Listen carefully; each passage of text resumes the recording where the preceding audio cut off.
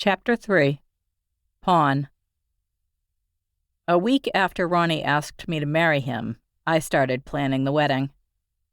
Having had more experience with funerals than weddings, I quickly became overwhelmed. There were so many choices to be made and things to think about. Of course, Ronnie being religious, the actual ceremony would be in the Catholic Church.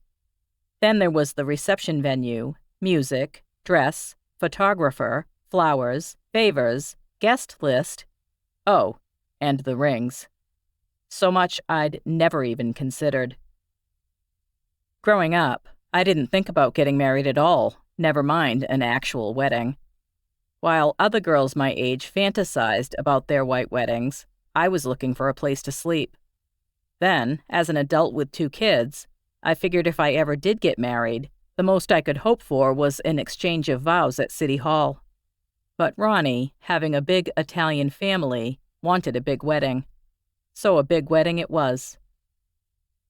Before long, I was using more than ever, and, same as always, I got on the I'll stop tomorrow plan.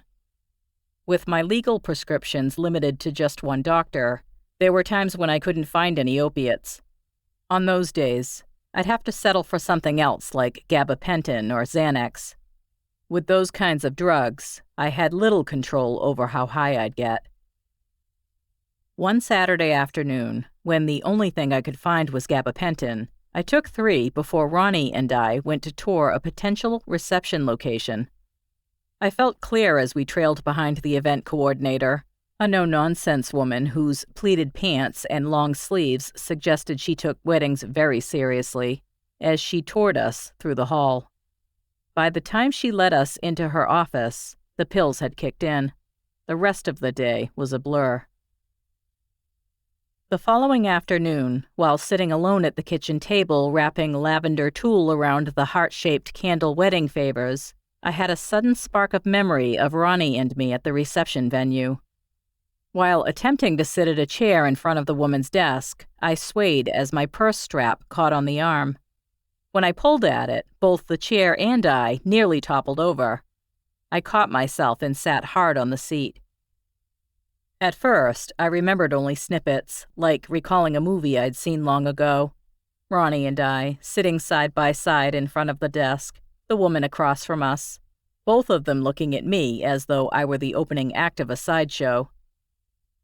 Then I remembered more. We were looking at packages and prices. I knew I was high and should keep my mouth shut, but I had my bride-to-be part to play. "So, what are the hors d'oeuvres?" I asked, reading from the paper in my hands, sounding out the words and saying them exactly as they're spelled. "I'm sorry?" the woman asked, her eyebrows coming together in confusion. What doesn't she get? I wondered. Then I saw her face change as it registered understanding. "Oh," she said, "hors d'oeuvres." Of course, she pronounced it correctly. Even though I was alone with the memory, I felt the heat of embarrassment in my cheeks. I wondered if Ronnie had noticed my strange behavior and whether he realized I was getting high. What if he canceled the wedding? I'd been expecting him to confront me about using, and now I was certain of it. As each milestone passed, my birthday, Halloween, Thanksgiving, and Christmas, I promised myself I'd be clean by the next one. I went to 12-step meetings with and without Ronnie, and I kept my secret. When called on to share, I pretended to be sober. Once, I even told my story from the podium to nearly 100 people because I couldn't refuse without tipping Ronnie off. I lied to them all. One day in early January, 5 months before the wedding, I attempted to stop cold turkey. A late New Year's resolution, I told myself. It was as good a time as any. 2 days in, my calf muscles clenched up like tight fists. I was exhausted, but I couldn't sleep. But that wasn't the worst of it. The physical withdrawal pain was nothing compared to the relentless loop of thoughts that spun around in my head. You can't do this. You're just like your mother, and the drugs will kill you too. I needed to make it stop. Out of cash with another week before I could get a prescription refill, I considered all of my borrowing options. My boss, Peter, was first on the list, but I couldn't ask him. Being clean and sober himself, he'd surely know what I was up to, and I couldn't risk him telling Ronnie. None of my friends had any money. You could sell something. I heard the words as clearly as if someone had spoken them aloud. That's exactly what my mother would do. It's what she had always done. When I was 16, Chrissy and I had pooled our part-time job money and had a ring made for our mother with each of our birthstones. We brought it to her on her birthday at the halfway house where she was living. "I'll never take it off," she said as she slid it onto her finger, her eyes filled with tears. She showed the ring and bragged to the other women there, holding out her hand as though it were an engagement ring. But a few months later, the ring was gone. There was also the ColecoVision game console that my mother had gotten Chrissy and me for my 13th Christmas. We'd begged for the device, and for the first time ever, we got what we asked for. Moving into our second-floor apartment from the camp we lived in over the summer, the gift felt like a solid way to celebrate our new home. Although my mother never got around to getting a tree, the large wrapped package was there on Christmas morning, leaning up against an end table in the living room. For the rest of Christmas break, I played the game as much as I was allowed, only stopping when forced out of the living room where the TV lived and my mother and her boyfriend slept. One afternoon when I returned from school, my mother and the console were gone. She got home a few hours later. "Where's the ColecoVision?" "I brought it to be fixed," she said. She wouldn't look at me. "What was wrong with it?" "It wasn't working earlier, so I brought it to a guy." "It was working fine last night." "He said it was burnt out from being played too much, but that he can fix it." We never saw the game console again.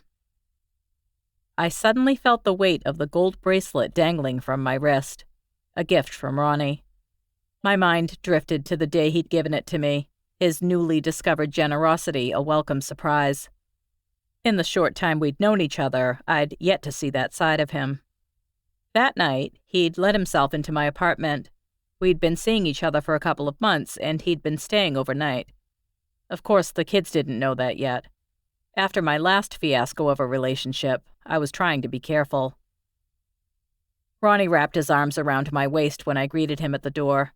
I took in the smell of his cologne. He always smelled so good. We moved to the couch. He sat beside me and pulled a slender, rectangular package from his coat pocket. "Happy birthday," he said, handing it to me. "Oh my God, I can't believe you remembered." "Of course I remembered. Open it." I felt like a kid on Christmas morning, although this was so much better than any Christmas I had ever had.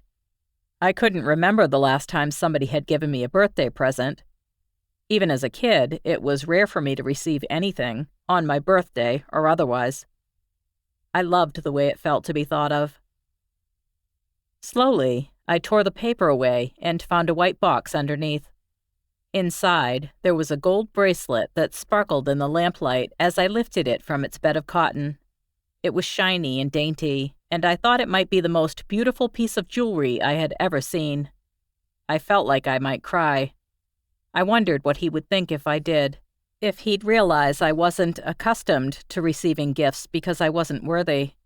He couldn't know, at least as far as I was concerned, that what you saw wasn't always what you got. "Do you like it?" "I love it." I thanked him as I took the chain out of the box and held out my hand for him to help me with the clasp. I felt lucky to have him. It made me think that maybe I could have a genuine relationship with somebody who truly wanted a life with me and my kids. Ronnie was exactly the kind of guy I needed, a clean and sober man who was living a good life. No, I couldn't part with the bracelet. It was too important. And I knew what it felt like to have somebody pawn a gift you'd given them. I suddenly remembered the Black & Decker drill I'd gotten Ronnie for Christmas. He was so good at gift-giving, and I wanted to make him as happy as he'd made me. But he was so hard to buy for. He had enough money to get anything he wanted, and that's what he did. And since there was nothing he needed, I tried to get creative. I hadn't seen him do much in the way of home improvement, but what guy doesn't like a drill? After opening the gift on Christmas morning, he thanked me in the same way I used to thank my Aunt Sherry when I'd hold up whatever matching pajamas or socks she'd gotten my sister and me that year. Maybe he didn't hate it, but he certainly didn't love it. He put the unopened box in the lower kitchen cabinet with his other tools, near where he stored his pills. Grateful that Ronnie was still at work and the kids were at school, I nearly skipped the short distance from the living room to the kitchen. There it was, right where Ronnie had left it. I gently removed the box from its resting place and fished the receipt out of my wallet. I'd hung on to it just in case Ronnie wanted to return the drill for something else. For that, I was grateful. I couldn't have gotten cash without it. I put the box in a shopping bag, slipped on my shoes, and was just about to go out the door when the thought crossed my mind that what I was about to do was no different than what my mother had done. She'd taken something from me that I couldn't get back. A sense of permanence, the kind of stability that comes with knowing something or someone will be in the same place I left it. The thought that came next was that this was different. I would replace the drill before he knew it was gone, just like I'd done with the pills. For a moment, I wondered whether my mother thought the same thing about the ring and the ColecoVision, but I pushed that thought right out of my head. An hour later, I had $30 in my pocket, enough for 3 pills to get me through to the next day. By the end of the week, the new, identical drill was in the cabinet, and Ronnie was none the wiser.